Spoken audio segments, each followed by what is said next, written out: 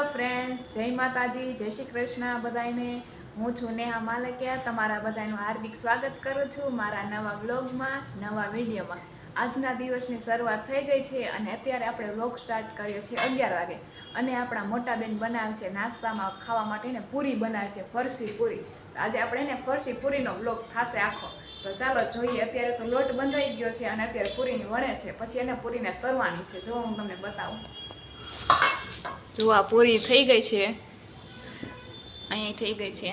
આ લોટ છે અને આપણા બેન છે ને આમાં જો, હાય હાય।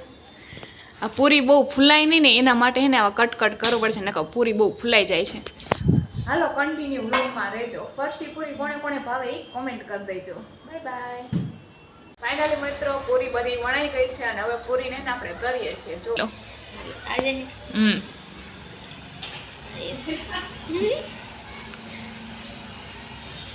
બતાવું તમને,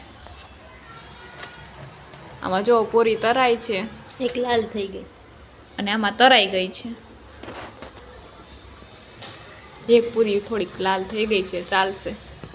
ચાલો કન્ટિન્યુ બ્લોગમાં રહેજો। પૂરી તરાઈ જાય પછી આપણે એને રસોઈ બનાવ। અત્યારે આપણે એને રસોઈ બનાવી લીધી છે ને આપણે અત્યારે એને ભાભી અને બેન બેને આમળા સુધારે છે, હળદર અને મસાલાવાળા આમળા કરવાના છે, તો અત્યારે સુધારે છે। આ છે હળદર અને મીઠાવાળા આમળા કરવાના છે, આટલા સુધારવાનું બાકી છે અને આમ જો બી સુધારે છે।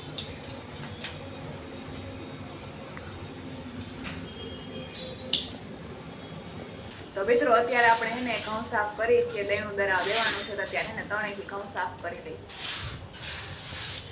આટલા ઘઉં રહ્યા હજી ને આટલા હજી સાફ થયા છે, તો ચાલો ઘઉં સાફ કરી લઈએ પછી મળીએ। તો મિત્રો અત્યારે આપણે ઘઉં સાફ કરી લીધા છે અને હવે આપણે ઘઉં દરાવવા જઈશું। ચાલો કન્ટિન્યુ બ્લોગમાં રહેજો। તો આપણે આવી ગયા છીએ ઘઉં દરાવીને અને અત્યારે આપણે ઘરે બનાવી છે ચાપડી શાક। જો હું તમને બતાવું, ચાપડી ઊંધિયું બોલાય નહીં, ચાપડી ઊંધિયું બનાવ્યું છે બેન, એમ કે ચાપડી શાક ન બોલાય, ચાપડી ઊંધિયું બોલાય।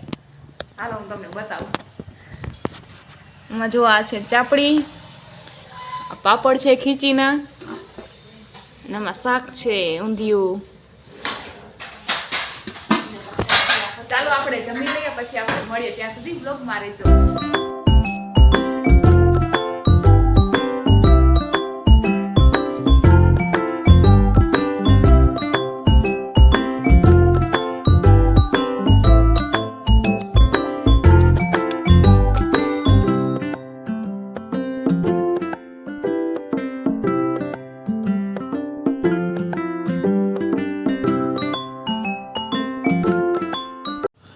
મિત્રો આપણે ચાપડી ઊંધિયું જમી લીધું, ફ્રી પણ થઈ ગયા। હવે કોમેન્ટ કરી દેજો હવે આપણા રાજકોટ વાસીઓને કોને કોને ચાપડીને ઊંધિયું ભાવે। ચલો ચેનલને લાઈક કરજો, શેર કરજો, સબસ્ક્રાઈબ કરજો અને હા બેલ આઇકન દબાવવાનું ભૂલતા નહીં। ત્યાં સુધી મળીએ નવા વ્લોગમાં। Bye bye.